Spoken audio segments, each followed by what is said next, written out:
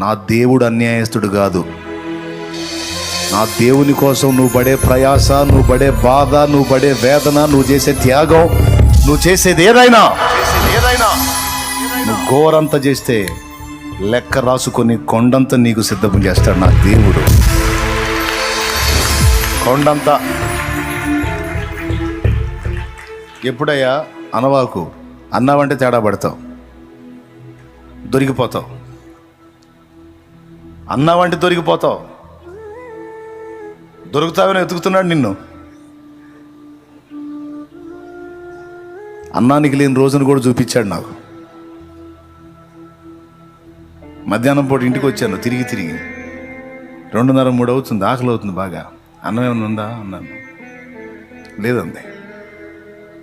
నిజం. పర్లేదులే, ప్రభువుకి స్తోత్రం. ఎందుకయ్యా నాకు అన్నం కూడా లేకుండా చేశానులా. నీకు స్తోత్రం, పర్లేదు, ఏమైంది, ధన్యుణ్ణి, ఒక సాక్ష్యం ఇచ్చావు నాకు కూడా, స్తోత్రం. యాడిచ్చాడు? 10 నిమిషాల్లో ఒక సహోదరుడు వచ్చి టీ తాగుదామరా అని హోటల్కి తీసుకెళ్ళాడు.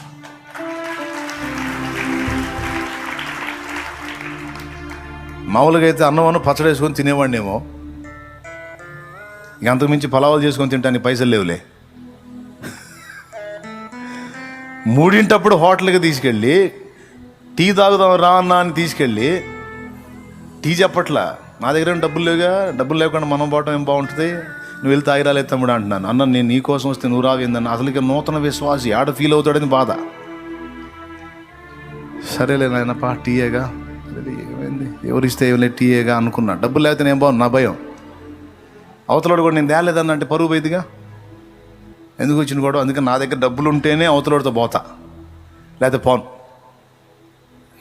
ఆడికి పోయినాక ఆ తమ్ముడు టీ చెప్పట్లా, ఓతప్పం ఏందో ఇంకా 2-3 రకాలు, 2-3 ప్లేట్లు వచ్చినాయి. ఏం తమ్ముడు ఏంది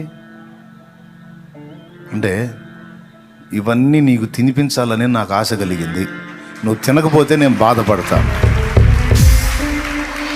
నా ఇంట్లో డబ్బు లేదని, నా ఇంట్లో ఆహారం లేదని, నేను ఆ పూట అన్నం తినలేదని అతనికి తెలియదు. తను తిని ఇంట్లో పండుకున్నాడు.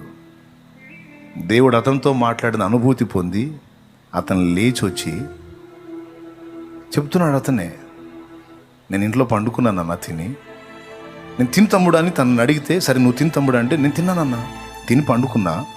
ఎందుకో